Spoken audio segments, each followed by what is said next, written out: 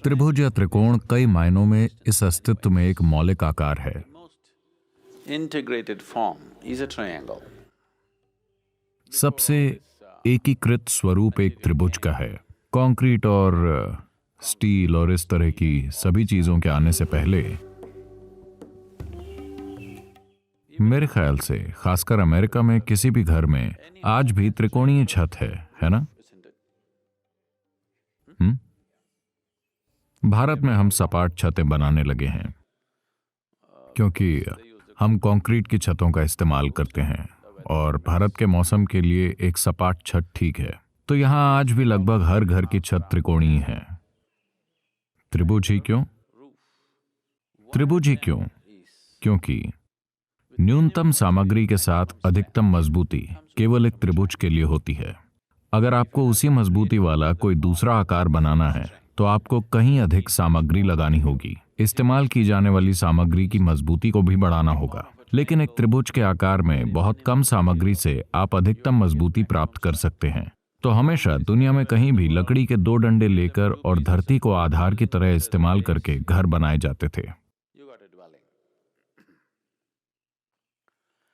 तो ये बस उन घरों की बात नहीं है जो आप बनाते हैं।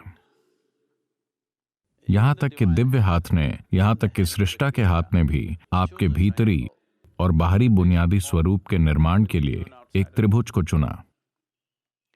अगर आप किसी आणविक संरचना को देखें तो ये कई मायनों में त्रिभुजों का एक जटिल संयोजन होता है। इसी तरह अगर आप मानव शरीर को एक अलग स्तर पर देखते हैं तो आप देखेंगे कि उसमें ऊर्जा शरीर जैसी एक चीज होती है। ऊर्जा एक खास तरीके से शरीर में गतिशील होती है और कार्य करती है। योग में इस बारे में एक पूरी समझ मौजूद है और आपके पूरे सिस्टम में ऊर्जा कैसे कार्य करती है इसे अनुभव करने का एक खास तरीका है। अगर आप इसे जागरूकता के साथ देखते हैं, अगर आप देखते हैं कि आपके सिस्टम का निर्माण किसी तरीके से हुआ है, तो आप देखेंगे कि आपके शरीर का सबसे बुनियादी स्वरूप एक त्रिभुज का है। सभी नाड़ियां त्रिभुज के रूप में मिलती हैं। जिसे हम चक्र कहते हैं वो वास्तव में त्रिभुज हैं। नाड़ियां हमेशा त्रिभुज के रूप में मिलती हैं। हम उन्हें चक्र कहते हैं क्योंकि वो गतिशीलता का प्रतीक हैं। तो एक गोल चक्र के अंदर वो नारंगी त्रिभुज आज्ञा चक्र है जो आत्मज्ञान और ज्ञान और जानने और बोध का चक्र है, क्योंकि योग बोध पाने का विज्ञान है। योग चरम बोध का विज्ञान है।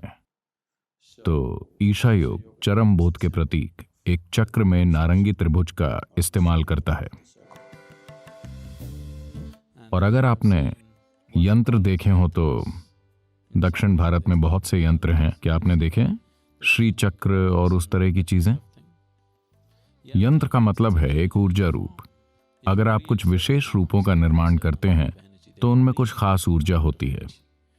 वो कुछ खास मात्रा में ऊर्जा धारण कर सकते हैं। सभी यंत्र हमेशा त्रिभुज से बनाए जाते हैं। वो त्रिभुजों की जटिल संरचनाएं होते हैं क्योंकि आपके शरीर की ऊर्जा प्रणाली इस तरह से बनी है। कई मायनों में अस्तित्व के मूलभूत पहलू इसी तरह से बने हैं। That's why the triangle. इसीलिए त्रिभुज है।